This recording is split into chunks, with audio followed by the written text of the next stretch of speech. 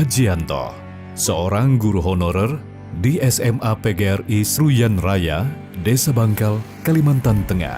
Setiap hari, dari Senin hingga Sabtu, Majianto berangkat ke sekolah. Dengan gaji yang minim sebagai guru honorer, ia tetap tak menyerah.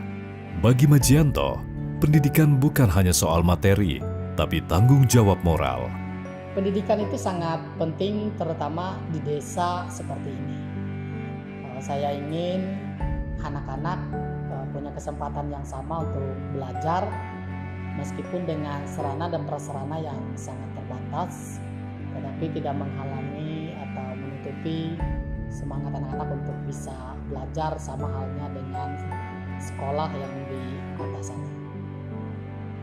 Setelah menghabiskan hari di sekolah, Majianto pulang ke rumah. Di rumah sederhana, ia tinggal bersama kedua orang tuanya, adik kandung, istri dan kedua anaknya. Sebagai satu-satunya tulang punggung keluarga, Majianto bekerja keras untuk memenuhi kebutuhan dasar mereka.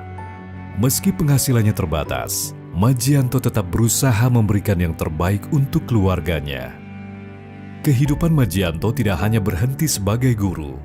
Di luar rutinitas sekolah, Majianto juga seorang petani. Ia mengelola lahan kelapa sawit seluas 10 hektar, di mana 2 hektar sudah tersertifikasi Roundtable Sustainable Palm Oil. Di lahan inilah, Majianto menerapkan sesuatu yang istimewa, pertanian regeneratif.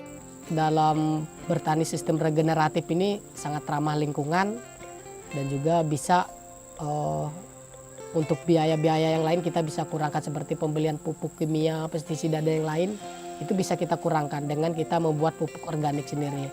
Kalau untuk pupuk organik ini bahannya kita nggak perlu beli, seperti kita cari onceng gondok yang di danau itu kan banyak. Majianto beralih dari penggunaan pupuk dan pestisida kimia ke metode pertanian yang lebih ramah lingkungan. Ia memanfaatkan bahan-bahan alami seperti pelepah pisang, sisa buah, dan kotoran hewan ternak untuk membuat pupuk organik. Dengan metode ini, tanah di kebunnya tetap sehat dan subur, sementara biaya produksi bisa ditekan. Pupuk organik biar kemarin seperti apa, tanahnya tetap subur. Bisa ada cacing-cacingnya, kemudian untuk di sawit kita juga bisa kelihatan lebih subur, lebih hijau juga hasilnya dari produksi, juga kita lebih bisa meningkat lagi.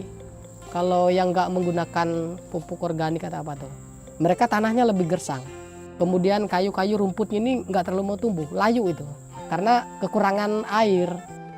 Kalau punya saya ini udah berapa bulan, hampir 1 bulan, ini masih kelihatan subur tanahnya. Di kebunnya, Majianto juga mengajak warga desa yang belum memiliki pekerjaan untuk membantu. Tapi, ia tidak hanya memberikan pekerjaan, Majianto juga membekali mereka dengan keterampilan bertani, sehingga mereka bisa mandiri di masa depan. Yang misalnya yang punya tanah yang tidak mampu menggarap, ya siapa tahu nanti mereka kalau sudah ada modal, mereka bisa membuka kebun sawit. Ya, dari awal praktekkan dengan sistem regeneratif. Tak hanya itu, Majianto juga aktif memberikan pelatihan di Farmer Learning Center.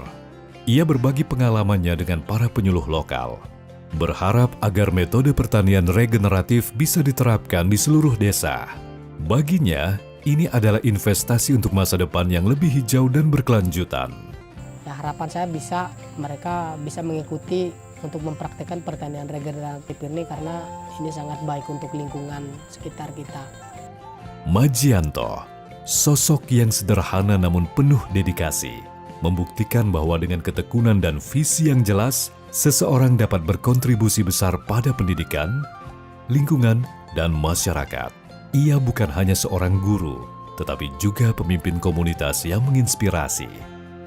Dengan ilmu dan semangat, Majianto menanam harapan untuk masa depan yang lebih baik bagi desanya.